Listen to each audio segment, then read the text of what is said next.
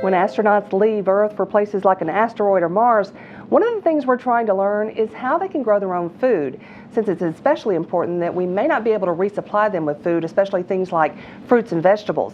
That's where a facility called Veggie comes in. And Veggie is already proven that you can grow lettuce in space. And now the question is it safe to eat? The first test went pretty well. We had 3 plants that grew really well, and they were harvested on Space Station by Commander Steve Swanson when he was up there. And everybody really enjoyed growing the plants from the responses that we've heard. We did have a few issues with the watering system for Veggie, so we're actually working on trying to get those issues solved and grow some more plants for the crew. So what did you grow, and did it grow? So we grew red romaine lettuce the first time, and it grew, and we had 3 good-looking plants that were harvested. We were hoping to have 6 plants, and 1 never germinated at all, so we're trying to figure out what happened with that packet. I think we're growing the veggies in what we call plant pillows. They're little grow bags. And so we brought that one back to figure out why it didn't grow. And then 2 actually died because they had some water stress. But the other 3 grew fine. Commander Swanson actually watered the plants directly, and that helped to save them. So station 2 for Veggie, the 5 other pillows worked without any problem. That's great to hear.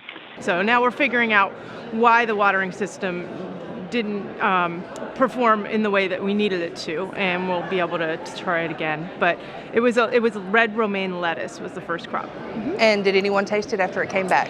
No. So we harvested them in June, and they were frozen on orbit because we really wanted to figure out the food safety, the microbiology of these plants, to know, are they safe for the crew to eat? There's not really an easy way to wash your vegetables in space. And so we had them frozen in Melfi in the -80 laboratory freezer on ISS, and then brought back on SpaceX 4. So we got those back around the end of October, and we were able to look at the microorganisms on the plants. So I know you're in the middle of analyzing the lettuce that came back, but is there anything you can share with us right now that you've learned so far? Sure.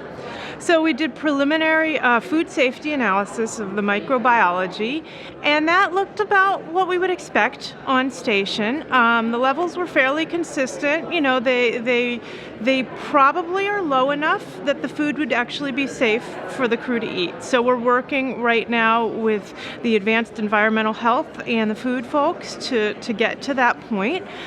We also analyzed the plants in terms of antioxidants, anthocyanins, phenolics, and elements, and those all looked pretty similar to the ground plants. There might be some differences, but we had such a small sample number, it's a little hard to tell. We're doing some other things right now in terms of the plant pillows and doing the analysis of those, but that's still in work. There is no up or down in space, so how do the plants know where to go?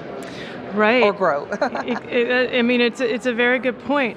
Plants are really interesting in that they kind of key in on different stimuli. So in the absence of gravity, the shoots grow towards the light. You know, and on Earth, shoots grow towards the light. So in Veggie, we have the lights on top, and the shoots grow up.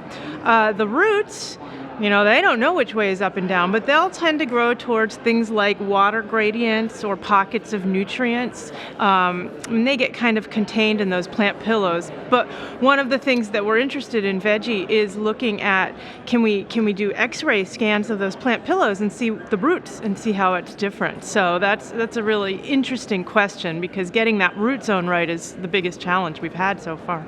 Now, will this help with crop production on Earth?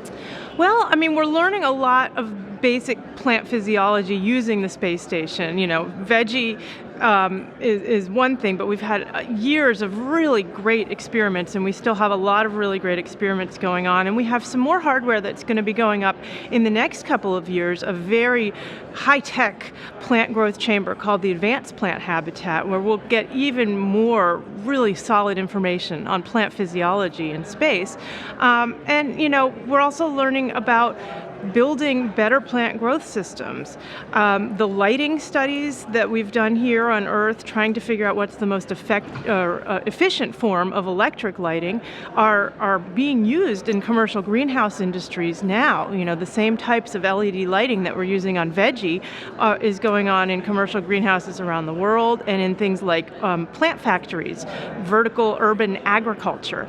So right there, a lot of this NASA research, you know, is kind of translating into commercial applications that help us grow healthier, you know, more efficient, more energy efficient, more labor efficient types of crop plants, you know, because we got a lot of people to feed on this planet. So anything that we can learn can, you know, hopefully translate.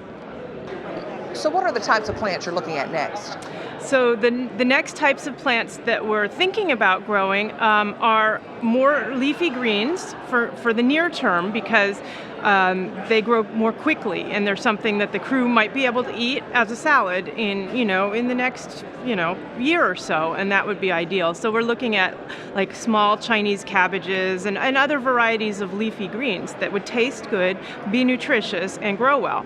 And then a little farther out, we're starting to look at dwarf peppers and dwarf tomatoes, because we want these other components of the salad system. You know, a salad is not just lettuce, so it'll be nice to have that variety as well.